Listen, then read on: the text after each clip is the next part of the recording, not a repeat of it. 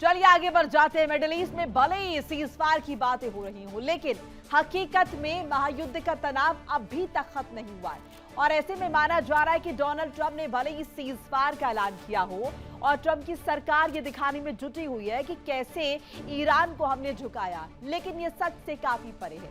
Iran अब भी खुलकर कह रहा है कि हमने अमेरिका को झुकाने का काम किया। साथ ही ईरान ने इशारों में ये भी साफ कर दिया है कि अगर जरूरत पड़ेगी तो फिर से जंग लड़ने को तैयार है। शांति की बातें और युद्ध की तैयारी, क्या सीजफायर के नाम पर दुनिया को एक बार फिर से अंधेरे में रखा जा रहा है? क्योंकि अभी सीजफायर की स्याही सूखी भी नहीं थी कि डोनाल्ड ट्रंप ने अपनी असली चाल चल दी।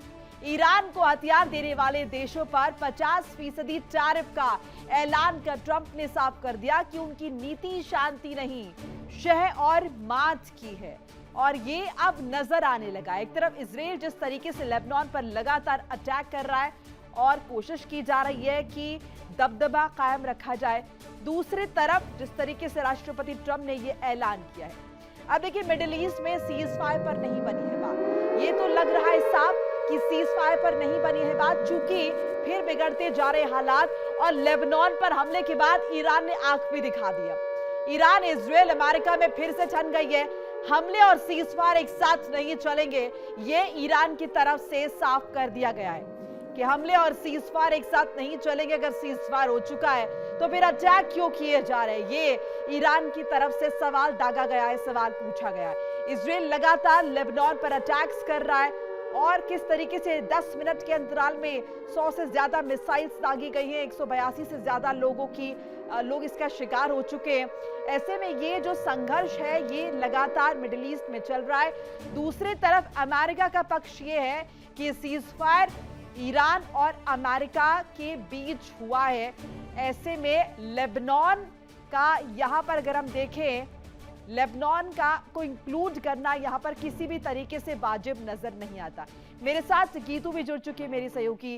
गीतू, अभी स्थिति अगर हम देखें मिडिल ईस्ट की, आप कह रहे हैं सीज फायर हो गया है, लेकिन ये सीज फायर ग्राउंड लेवल पर दिखाई नहीं दे रहा।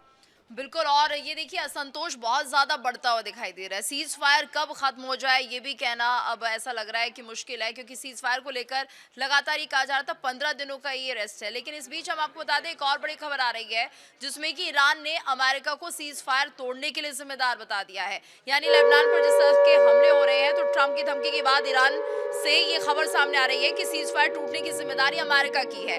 IRGC की तरफ से बड़ा बयान है, हिजबुल्लाह के साथ ईरान खड़ा हुआ है, यह IRGC का कहना है। IRGC के अधिकारी मोहसिन रजाई ने बयान दिया है और ये माना जाए कि देखिए सीज फायर टूटने की जिम्मेदारी अगर अमेरिका की है तो ईरान ने जो अपनी गेंद है अब अमेरिका के पाले में डाल दी है। लेबनान को लेकर हम देख रहे हैं कि लगातार जिस तरह से बातें सामने आ रही हैं, आरोप लग रहे हैं कि इजरायल क्यों लेबनान को निशाना बना रहा है, क्यों हमले किए जा रहे हैं। और ऐसे में ईरान ने सपोर्ट किया है, बहुत सीधे तौर पर उन्होंने कह दिया है कि हिजबुल्लाह के साथ ईरान खड़ा हुआ है और अगर ऐसा कुछ भी होता है तो सपोर्ट किया जाएगा ईरान की तरफ से लेबनान को। और यहाँ पर जो बातें सामने आ रही है वो उसी से जुड़ी हुई है, यानी कि अमेरिका और ईरान के बीच तो एक तरह से सीज फायर हो चुका है, लेकिन इजरायल और लेबनान की जो जंग चल रही है उसमें शायद ईरान ये कहना चाहता है कि अगर सीज फायर होता है, अगर यहाँ पर सीज फायर टूटता है तो इसकी जिम्मेदारी है वो अमेरिका की होगी। यानी 15 दिनों का युद्ध विराम, और ऐसे में अगर ये युद्ध विराम खत्म हो जाता है तो इसका रिस्पॉन्सिबल सिर्फ और सिर्फ अमेरिका होगा। ईरान ने बहुत साफ शब्दों में कह दिया, हालांकि ईरान पर कोई अटैक नहीं हो रहे हैं, अटैक हो रहे हैं लेबनान पर। और इसको लेकर यहाँ पर जो स्थिति बनी हुई है वो ये है कि इजरायल और लेबनान का ये मामला है। और पहले भी हमने देखा इस तरह के हमले दोनों देश एक दूसरे के ऊपर करते रहते थे, लेकिन ईरान जिस तरह से सपोर्ट में आया है, ईरान को लग रहा है ये सही मौका है, क्योंकि लगातार लेबनान ने जिस तरह से उसका समर्थन किया है, उसे लग रहा है कि अगर अब वो सपोर्ट में नहीं आएगा तो आने वाले दिनों में उसके लिए मुश्किलें बढ़ सकती हैं। ट्रंप की मंशा पर भी सवाल उठ रहे हैं, क्योंकि एक तरफ तो लेबनान पर आप अटैक कर रहे हैं, जबकि अगर हम देखें यहाँ पर ईरान ने जिन शर्तों का जिक्र किया है जो हर तरफ सर्कुलेट हो रही हैं, उसमें कहीं ना कहीं नजर आ रहा है कि लेबनान पर आप अटैक नहीं करेंगे। इसके साथ साथ मिडिल ईस्ट में शांति की बात कही गई थी, लेकिन अभी स्थिति जो है वो अलग नजर आ रही है। बहरहाल मैं आपके पास लॉटरी का अपडेट जरा साझा कर ले। मिडिल ईस्ट में तनाव के बीच एक बड़ी खबर आ रही है। होर्मुज पार कर LPG जहाज भारत पहुंचा है। JNPA पोर्ट पर तिरंगे के साथ पहुंचा है जहाज में 15,400 टन LPG मौजूद है। ये बड़ी जानकारी आपको बता रहे। मिडिल ईस्ट में तनाव के बीच एक बड़ी खबर जिसका सरोकार आपसे है। ये खबर भारत के लिए और उस पार करके एलपीजी जहाज भारत पहुंचा है। जीएनपीए पोर्ट पर तिरंगे के साथ ये जहाज पहुंचा है। तस्वीरें भी आपके साथ साझा करेंगे। और देखिए जहाज में 15,400 टन एलपीजी मौजूद है। इसी जहाज का यहाँ पर हम जिक्र कर रहे हैं। तिरंगे के साथ ग्रीन आशा जो है ये पहुंच चुका है भारत, ये जहाज। और ये देखिए 15,400 टन एलपीजी मौजूद है इस जहाज में। और आपको दिखा भी रहे कि किस तरीके से यहाँ पर बाकायदा मेंशन है ग्रीन आशा, और ये यहाँ पर पहुंच चुका है मुंबई में। ये देखिए गीतू, आप मिडिल ईस्ट में तो स्ट्रेस लगातार चल रहा है, लेकिन राहत की खबर भारत के लिए यकीनन आई, क्योंकि भारत में भी हमने देखा कि वो किस तरीके से संकट उत्पन्न हो गया था फ्यूल को लेकर। बिल्कुल, और शायद ये तस्वीर उन लोगों को राहत देगी जो लगातार जहां पर काम कर रहे हैं वो जगह छोड़कर जा रहे हैं। वजह है कि एलपीजी उन्हें नहीं मिल पा रही है, उनके रहने के लिए संकट हो रहा है। महंगाई इस कदर बढ़ रही है कि वो अपना खाना नहीं बना पा रहे हैं, जिसके चलते कुछ ऐसे मजदूर वर्ग हैं जो कि लगातार उस जगह को छोड़ते हुए दिखाई दे रहे हैं जहां पर उन्हें एलपीजी के दाम बढ़े हुए मिल रहे हैं। तो उन लोगों के लिए राहत की खबर है कि वो परेशान ना हो, उनके रोजगार पर किसी तरह का असर नहीं पड़ेगा।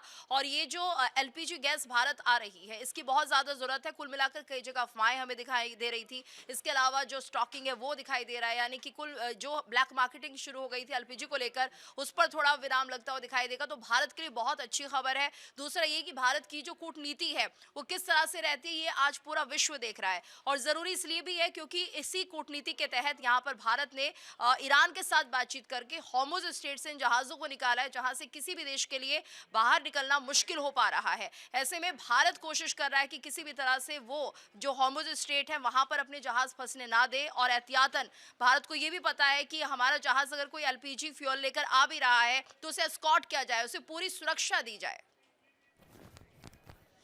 और इसी बीच मोनिका एक और बड़ी खबर आ रही है, जरा अपने दर्शकों को हम उससे भी रूबरू कर देते हैं। और ये खबर है ईरान अमेरिका तनाव के बीच चीन से जुड़ी हुई। तो देखिए चीन ने डोनाल्ड ट्रंप को चेता दिया है, वैश्विक संकट के लिए ट्रंप को जिम्मेदार ठहराया है। बिना किसी वजह के संकट पैदा किया गया है, ये चीन कह रहा है। तो चीन ने यहाँ पर एक बयान दे दिया है डोनाल्ड ट्रंप को लेकर कि वैश्विक संकट के लिए सिर्फ और सिर्फ ट्रंप जिम्मेदार है, बिना किसी वजह के संकट पैदा किया जा रहा है। और चीन में इस वक्त खलबली मची है क्योंकि एक बड़ा इंपैक्ट चीन पर भी यहाँ पर देखने को मिलेगा। तो यहाँ पर ट्रंप को लेकर ये बड़ा बयान माना जा रहा है मोनिका, और ऐसे में आने वाले दिनों में हम देखेंगे जो देश प्रभावित हो रहे हैं वो भी देखा, जैसा कि आप जानकारी दे रही हैं। और इससे पहले हमने देखा भी कि कहीं ना कहीं मध्यस्थता जो है पाकिस्तान की तरफ से की गई, पाकिस्तान मैसेंजर बन के आया। चीन की तरफ से मध्यस्थता हुई है आखिरी मिनटों में, ये माना जा रहा है। और उसके बाद जिस तरीके से टैरिफ डोनाल्ड ट्रंप लगा रहे हैं, या फिर हम देखें कि इजराइल जिस तरीके से अटैक कर रहा है, ऐसे में कहीं ना कहीं ये जो टिप्पणी चाइना की है ये बहुत सदी हुई। और कहीं ना कहीं चाइना को इस बात का अंदेशा हो रहा है कि ये सब कुछ बहुत सोची समझी रणनीति के तहत अमेरिका द्वारा किया जा रहा है।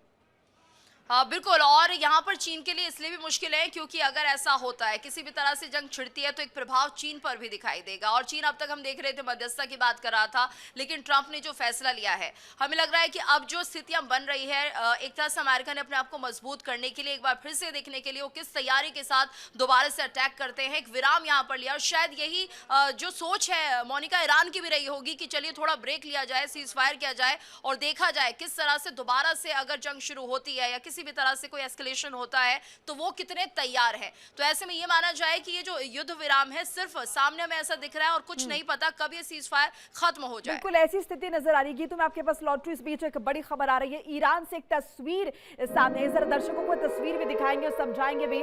अयातुल्लाह अली खामनेई के शोक में उमड़ा है जन सैलाब। उर्मिया शहर में हजारों की संख्या में लोग दिखाई दिए। पूर्व supreme leader Ayatollah Ali Khamenei को याद किया जा रहा है। ये तस्वीरें आप जरा देखिए, ये तस्वीरें आप जरा देखिए, और ये आप देखिए कितने बड़े पैमाने पर लोग यहाँ पर जुटे हैं। क्योंकि कहीं ना कहीं ये भी कहा जा रहा था कि ईरान गम तक नहीं मना पाया है, मातम भी नहीं मना पाया अयातुल्लाह अली खामनेई का। शिया धर्मगुरु बड़े पैमाने पर इनकी प्रसिद्धि रही है, इनके अनुयायी रहे हैं। और इनकी मौत के बाद जब अमेरिका ने इन पर अटैक किया और मौत के घाट उतारा, उसके बाद मातम मनाने का वक्त भी नहीं मिला। और अब जब सीज फायर हुआ है तो कहीं ना कहीं ईरान जो है वो सड़कों पर उतर आया है और वो मातम मना रहा है, श्रद्धांजलि दे रहा है, याद कर रहा है। शुक्रिया गीतू आपका तमाम जानकारी बातचीत साझा करने के लिए। और फिलहाल एक छोटा सा ब्रेक लेना होगा। कवरेज हमारी लगातार जारी रहेगी। सीज फायर और महायुद्ध से जुड़ी तमाम डिटेल्स आपको देते रहेंगे। देखिए इंडिया डेली 24/7 अब आपकी स्मार्ट टीवी पर। इंडिया डेली मौजूद है सभी डिजिटल प्लेटफॉर्म पर लाइव और लगातार। इंडिया डेली 24/7, हर दिन राष्ट्र को समर्पित।